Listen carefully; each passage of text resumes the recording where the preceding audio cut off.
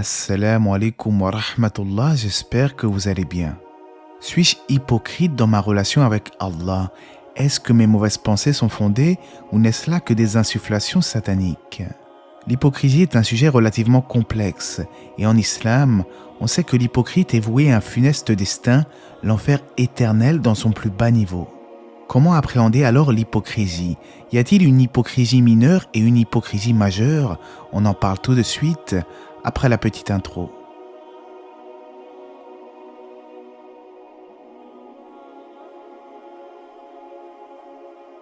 D'un point de vue religieux, l'hypocrisie signifie la manifestation extérieure du bien tout en dissimulant le mal à l'intérieur.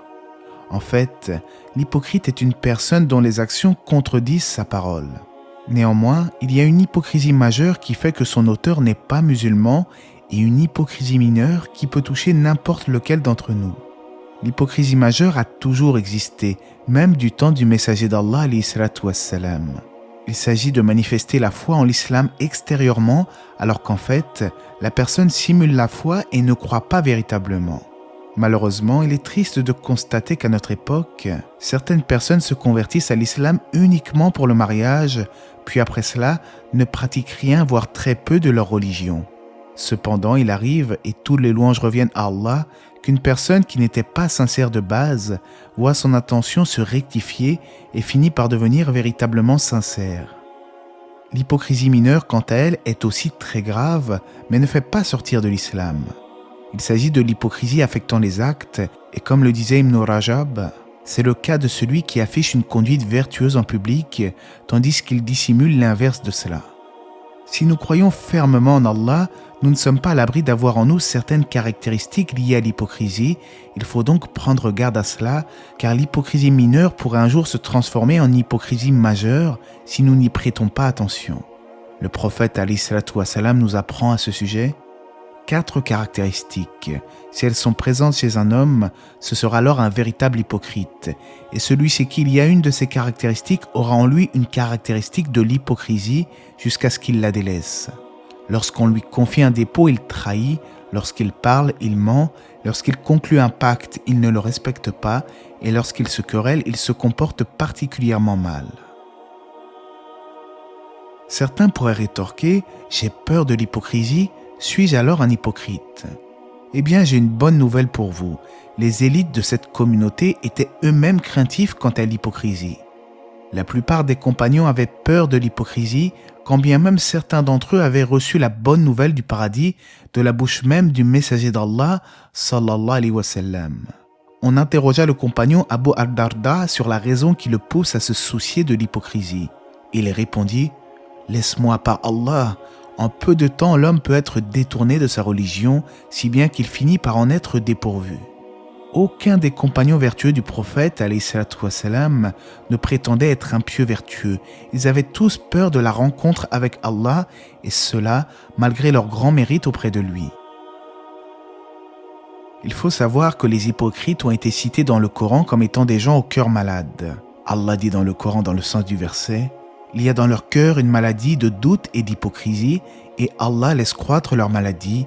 Ils auront un châtiment douloureux pour avoir menti. » Le parfait hypocrite qui dissimule la mécréance alors qu'il extériorise l'islam, alors Allah ne saurait le guider car il ne mérite pas une telle guidée. Au lieu d'être sincère dans sa démarche, une telle personne cherche à tromper les autres, mais en réalité, il ne fait que se nuire à lui-même.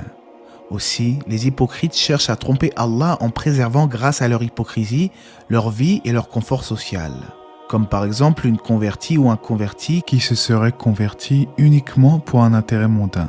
Allah dit dans le Coran à cet effet, « Les hypocrites cherchent à tromper Allah, mais Allah retourne leur tromperie contre eux-mêmes, et lorsqu'ils se lèvent pour la salat, ils se lèvent avec paresse et par ostentation envers les gens.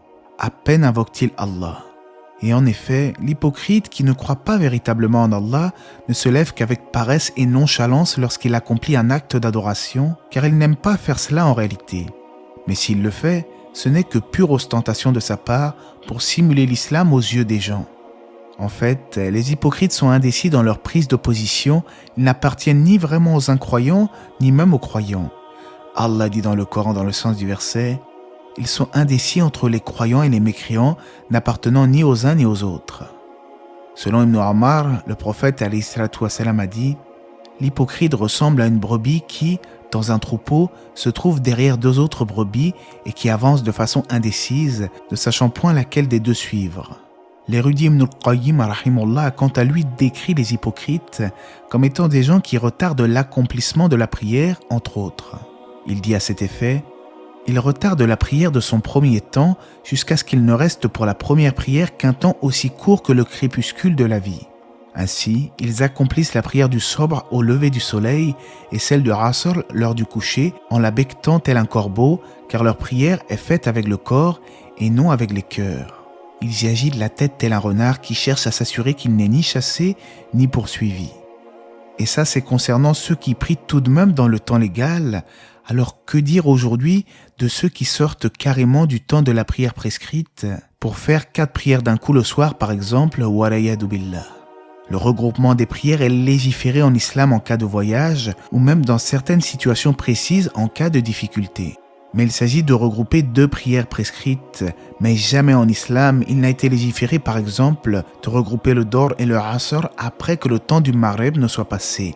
Cela n'existe pas et n'a jamais existé. Et qu'Allah nous préserve de l'hypocrisie. Il y a plusieurs moyens à mettre en œuvre pour se préserver de l'hypocrisie, comme chercher à comprendre sa religion, être assidu dans ses adorations et aspirer aux bonnes moralités. On rapporte du prophète, alayhi salatu wassalam, celui à qui Allah veut du bien, il lui fait comprendre la religion.